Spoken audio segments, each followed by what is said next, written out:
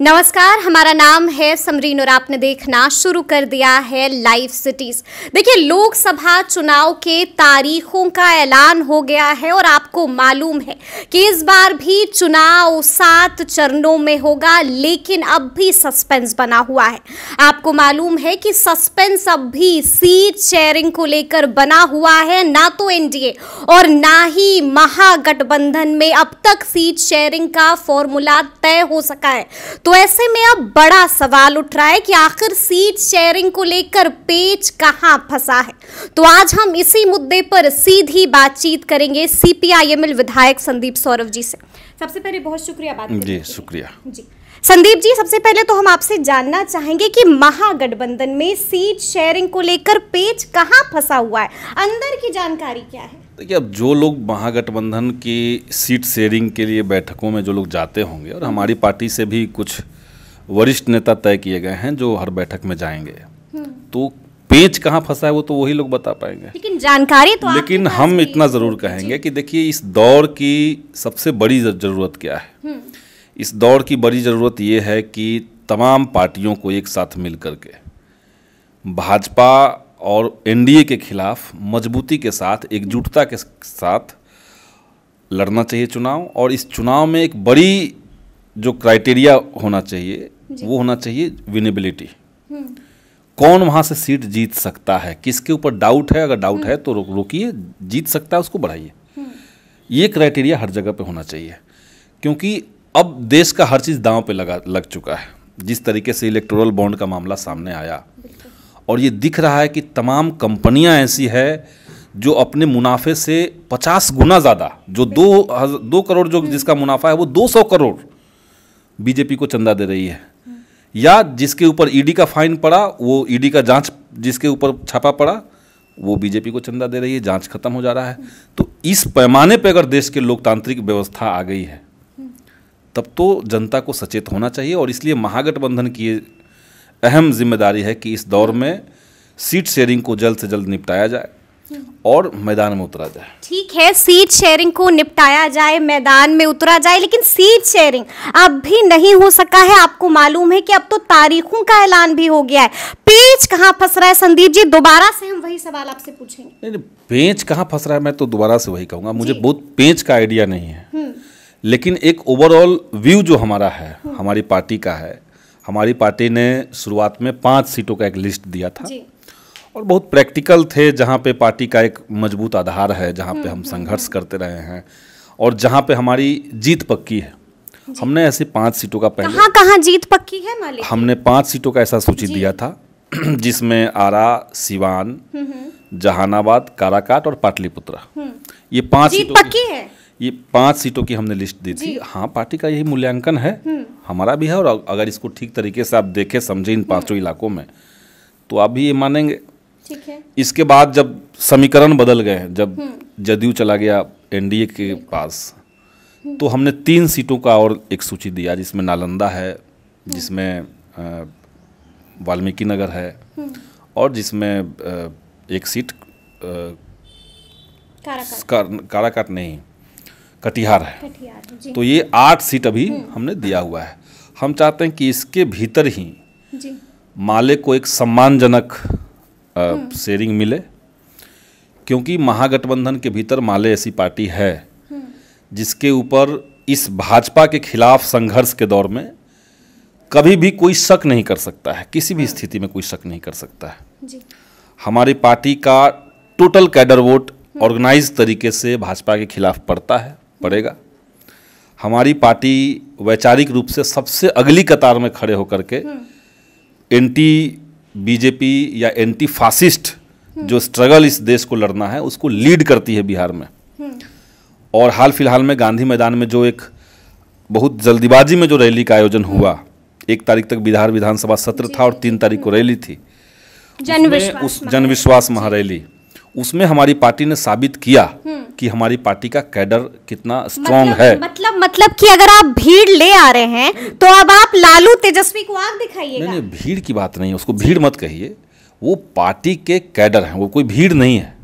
एक बात ये जो बहुत ही डिसिप्लिन तरीके से आपने देखा कि पूरी रात बारिश हुई, तेज हवाएं चल रही थी, हमारी पार्टी से और कहीं कोई इंतजाम नहीं था, सबको गांधी मैदान में ही ठहरना था। उस बारिश में भीगते हुए रात भर, सुबह तक भी बूंदाबांदी हो रही थी, उसमें भीगते हुए सब लोग रहे। अच्छा। तो ये माले का कैडर है, ये माले का स्ट्रॉन्ग वैचारिक पार्टी का एक मजबूत आधार है।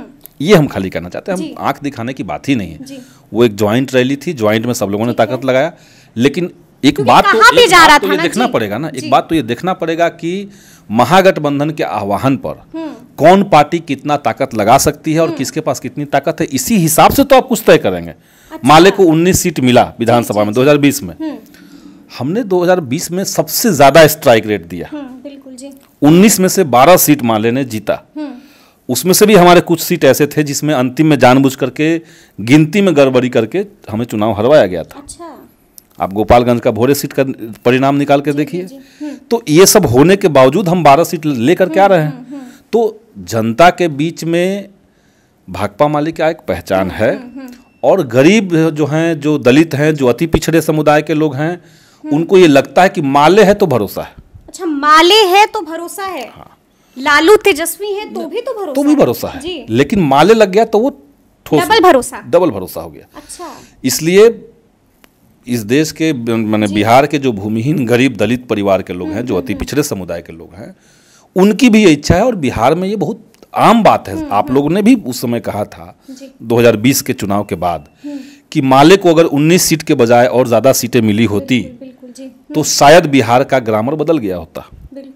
हम चाहते हैं कि उसी चीज को ध्यान में रखते हुए इस बार के लोकसभा चुनाव से पहले सीट शेयरिंग में भाकपा माले को एक सम्मानजनक स्थान दिया जाना चाहिए। ठीक है, सम्मानजनक स्थान देना चाहिए। आप ही के नेता हैं धीरेन्द्र झा, उन्होंने बीते दिन प्रेस कॉन्फ्रेंस करके कई बड़ी बड़ी बातें कह दी हैं। साफ कहा है कि हमने तो 8 सीटों पर तैयारियां भी शुरू कर दी हैं। तो इसे हम कैसे देखें संदीप जी? क्या लालू तेजस्वी की तरफ से हरी झंडी मिल गई है या बिना हरी झंडी के तैयारियां? नहीं, अब देखिए, मैं उस इंटरव्यू को देखा नहीं जिसकी बात आप कह रहे हैं, लेकिन जो 8 सीट की सूची हमने दी है, तो जाहिर सी बात है कि वहाँ पार्टी की कमेटियाँ हैं, और माले की जो कमेटी होती है वो एकदम ऊपर से नीचे तक होती है।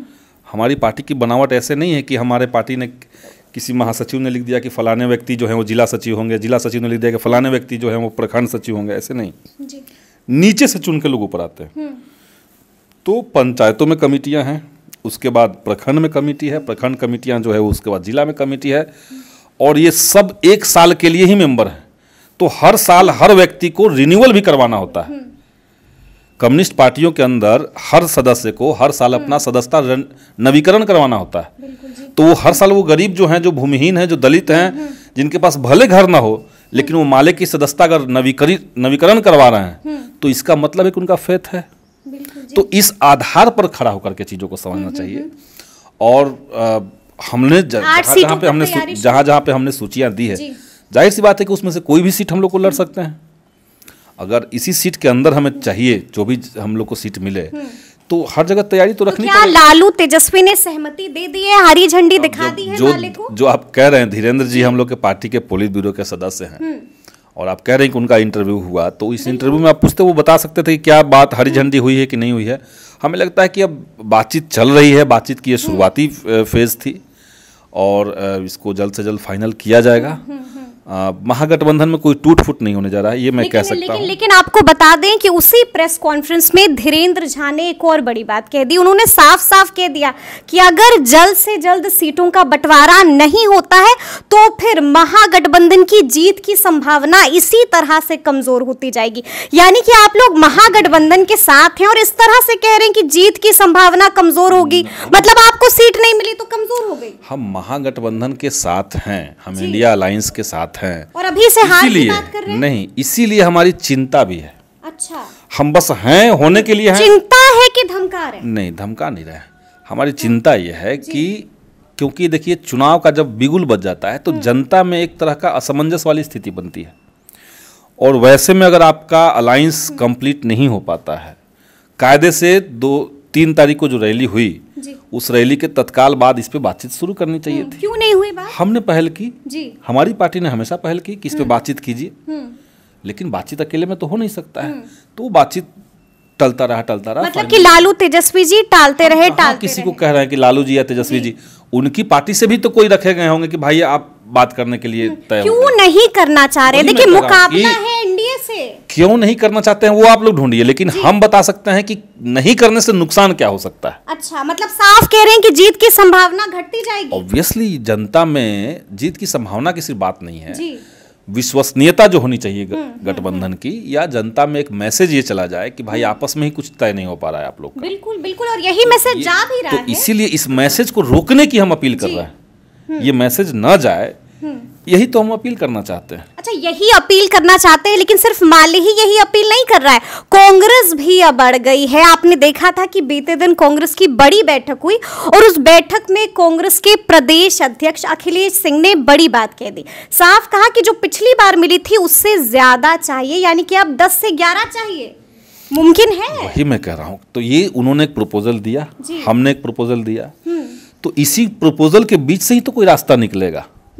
लेकिन रास्ता तो निकले जी, एक लॉजिक तो लगे, तो हो। सीट जब शेयर हो आपस में बंटवारा तो उसका एक लॉजिक हो, तो उस लॉजिक के अनुसार हो बातचीत। हमें लगता है कि जल्द से जल्द हो जाएगा, इसमें कोई बड़ी बात नहीं है। 2-3 दिन में मेरे ख्याल से हो जाना चाहिए। 2-3 दिन में सब कुछ तय हो जाएगा, पिक्चर क्लियर हो जाएगी। अच्छा, एक और सवाल है, इंतजार किसका हो रहा है? क्योंकि आपको मालूम है कि एनडीए में लगातार टूट की खबरें आ रही हैं, तो क्या इंतजार पशुपति पारस का हो रहा है? क्या इंतजार उपेंद्र कुशवाहा का हो रहा है, या फिर इंतजार मुकेश सहनी का हो रहा है? इंतजार तो कर रहे होंगे ना आप लोग? ये भी संभव है कि ये भी एक कारण रहा हो। अच्छा, लेकिन इंतजार देखिए, जिनको करना है वो करें, लेकिन हम लोग जानते हैं कि भाजपा और आरएसएस से अगर आपको टकराना है तो जब तक वैचारिक प्रतिबद्धता आपके भीतर नहीं होगी, जब तक आप उनके विचारों के से असहमत नहीं होंगे, तब तक आप उनसे लड़ नहीं सकते हैं। आप सिर्फ इस बात से नाराज हो जाएंगे कि हमको कम सीट मिला भाजपा के एनडीए में, इसलिए हम अलग हो रहे हैं, और तो कोई कारण नहीं। अगर मुकेश सहनी वहां से अलग होते हैं, अगर पारस जी थे भी नहीं पहले, वो तो बातचीत ही कर रहे थे। वो थे एनडीए के साथी थे विधानसभा में, इस बार मंत्री थे। अभी कहाँ है एनडीए? वो कहीं नहीं है जी। तो क्या मतलब आप लोग स्वागत करने को तैयार? नहीं, मैं स्वागत क्यों करूंगा? मैं महागठबंधन के नेता लोग बता देंगे कि वो स्वागत करेंगे कि नहीं, लेकिन मैं एक बात कह रहा हूँ कि वो चाहे मुकेश सहनी हो, वो चाहे पशुपति पारस जी हो, वो चाहे और कोई उपेंद्र कुशवाहा हो, ये सब लोग, इनको भाजपा के लोकतंत्र विरोधी, संविधान विरोधी चरित्र से कोई दिक्कत नहीं है। ये तो आप मानती हैं? अच्छा, नहीं, ये तो हम आपसे सुन रहे हैं जी। नहीं, आप लॉजिकली समझ लीजिए। अच्छा, अभी तक वो उस साइड में सीट खोज रहे हैं ना।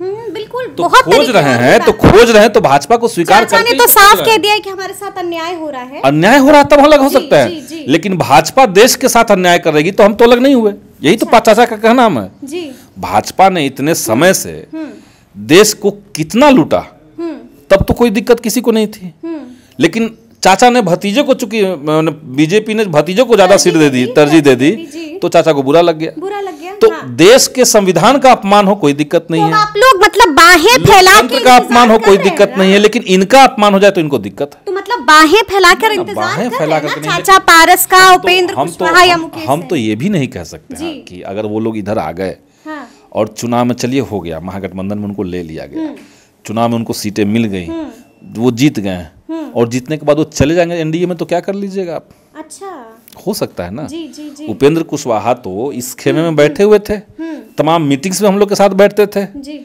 अचानक से मूड बदल गया, नहीं मोदी जी अच्छा काम कर रहे हैं, उधर से कुछ उनको लगे कि हमारा अपमान हो रहा है, तो मोदी जी खराब काम करने लगे। मतलब कि माले की तरफ से दरवाजे बंद हैं सबके लिए। माले से दरवाजा बंद, माले ने दरवाजा नहीं खोला। माले का कहना है, हम तो चाहते हैं कि इस दौर में बीजेपी आरएसएस के खिलाफ जो भी एकजुटता हो रही है वो व्यापक हो, इस पक्ष में हम हमेशा से हैं, लेकिन जो लोग साथ आ रहे हैं वो धूर्तता न कर सके, इसका भी ख्याल रखना चाहिए। अच्छा, एक और आखिरी सवाल होगा संदीप जी, अगर जो 8 सीटों की आपने डिमांड की है वो 8 सीटें आप लोगों को नहीं दी जाती है, तो फिर क्या करेंगे? हमने कभी नहीं कहा कि हमको ये 8 सीट हमेशा चाहिए। तो फिर 1 पर 2 पर राजी हो जाइए। वो कितने पर राजी होंगे वो तो पार्टी देखेगी, उसमें जो बातचीत मतलब इतना फ्लेक्सिबल हो रहे हैं तो 1-2 से भी काम चल जाएगा ना। हमको अगर 1 लड़ना होता तो हम 8 क्यों देते जी? तो मतलब कितना आपका मिनिमम क्या है? हमें लगता है कि लगभग 5 सीट इस समय चाहिए। माले का विधायकों की संख्या, माले का परफॉर्मेंस, माले का मास बेस,